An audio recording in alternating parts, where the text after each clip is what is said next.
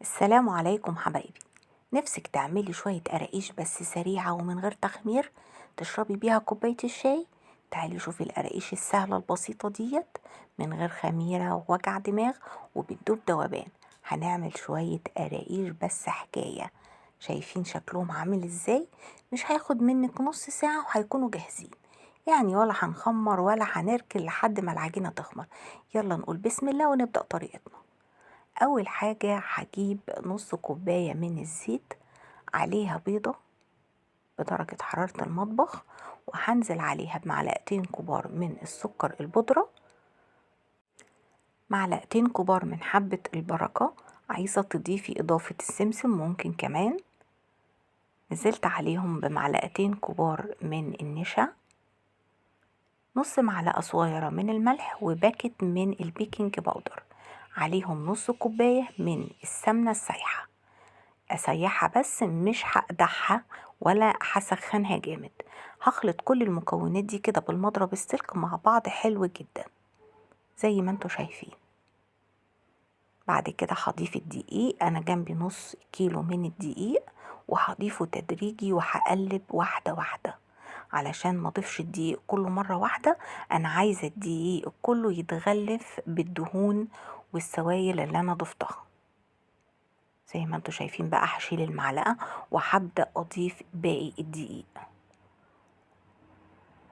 ضفته بالراحة كده واحدة واحدة وهبدأ اغلف. وهتلاقي بعد اضافة الدقيق تدريجي ان الدقيق بدأ يبرول معاكي والعجينة بدأت تتفكك، يعني مش هتبقى جامدة، مش هتتعجن.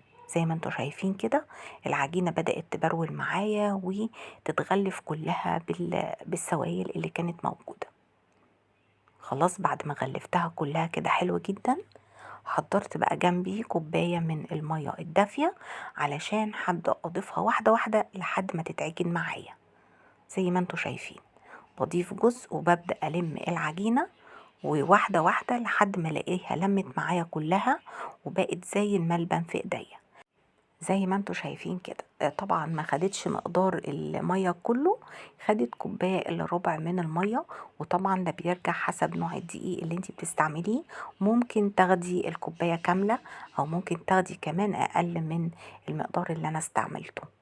زي ما انتوا شايفين العجينة بتقطع معايا، ودي عجينة القراقيش معروفة ان هي بتقطع كده ما بتعملش عرق علشان نسبة الدهون فيها بتبقى عالية.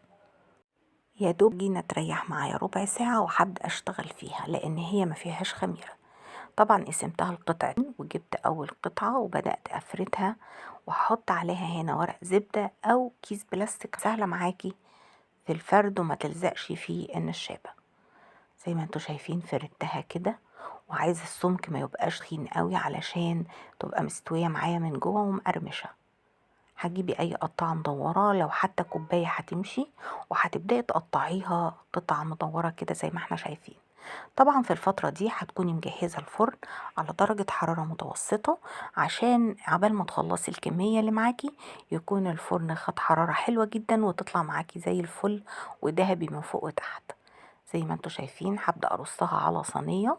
الصينية مش هدهنها حاجة، كفاية نسبة الدهون الموجودة في القراقيش. هتترص كده زي ما انتوا شايفين، وهخلص الكمية بنفس الطريقة. مش هتاخد منك حاجة خالص. عايزة اقول لكم ان القراقيش دي طعمها حلو قوي، ما تفرقهاش خالص عن القراقيش اللي معمولة بالخميرة، وفي نفس الوقت لذيذة وسهلة وانجزت معاكي في الوقت كتير. هخلص الكمية كلها بنفس الطريقة دي، واهم حاجة ما تكونش السمك العجينة تخينة علشان تبقى مستوية معانا من جوه. وهبدأ ارصها كده، وهجيب شوية سمسم على حبة البركة وارش الوش بيه، اجمله كده بشوية بسيط من على الوش، مش هدهنه حاجة، يا دوب هرش كده وبايديا هضغط ضغطة خفيفة خالص علشان يلزق في القرقوشة. عايزه اقول لكم سمسم هنا ابيض مش محمص. دخلت على الشبكه في النص، ما خدتش معايا نص ساعه، كانت جاهزه ومقرمشه بالشكل ده. اهم حاجه ان النار تكون تحت المتوسطه علشان تستوي معانا حلو. جهزوا بقى كوبايه الشاي وذوقوا الجمال ده. لو عجبكم الفيديو ما تنسونيش في لايك واشتراك، واشوفكم على خير ان شاء الله في فيديو جديد وبألف هنا.